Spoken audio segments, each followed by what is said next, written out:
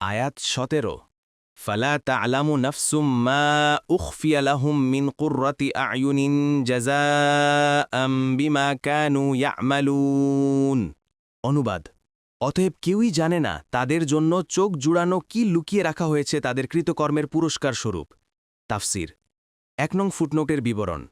হাদিসে কুদসিতে উদ্ধৃত হয়েছে যে নবী সাল্লাল্লাহু আলাইহি ওয়াসাল্লাম বলেছেন, আল্লাহ বলেন, আমার সৎকর্মশীল বান্দাদের জন্য আমি এমন সব জিনিস তৈরি করে রেখেছি যা কখনো কোনো চোখ দেখেনি, কোনো কান শোনেনি, আর কোনো মানুষ কোনোদিন তা কল্পনাও করতে পারে না। বুখারী 4779, মুসলিম 189, 2424। হাদিসে এসেছে, রাসূলুল্লাহ সাল্লাল্লাহু আলাইহি ওয়াসাল্লাম বলেছেন, মুসা আলাইহিসসালাম আল্লাহকে বললেন, জান্নাতে কার অবস্থানগত মর্যাদা সবচেয়ে সামান্য হবে? তিনি বললেন, সে এক ব্যক্তি, তাকে সমস্ত জান্নাতীরা জান্নাতে প্রবেশ করার পরে জান্নাতের নিকট নিয়ে আসা হবে। তাকে বলা হবে, জান্নাতে প্রবেশ করো। সে বলবে, হে রব, সবাই তাদের স্থান নিয়ে নিয়েছে, তারা তাদের যা নেবার তা নিয়েছে। তখন তাকে বলা হবে, তুমি কি সন্তুষ্ট হবে যদি তোমাকে দুনিয়ার বাদশাদের রাজত্বের মতো রাজত্ব দেয়া হয়?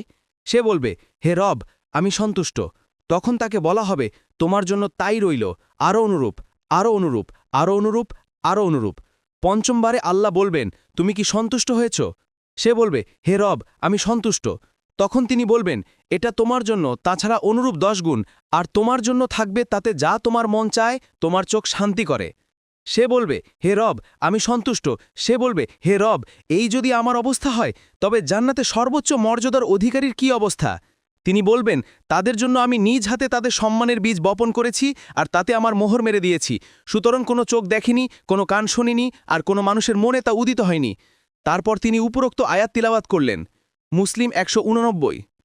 অন্য হাদিসে রাসূলুল্লাহ সাল্লাল্লাহু আলাইহি ওয়াসাল্লাম বলেছেন, যে কেউ জান্নাতে যাবে, নিয়ামত প্রাপ্ত হবে, সে কোনোদিন নিরাশ হবে না, তার কাপড় পুরনো হবে না, আর তার যৌবন নিঃশেষ হবে না। মুসলিম 2834।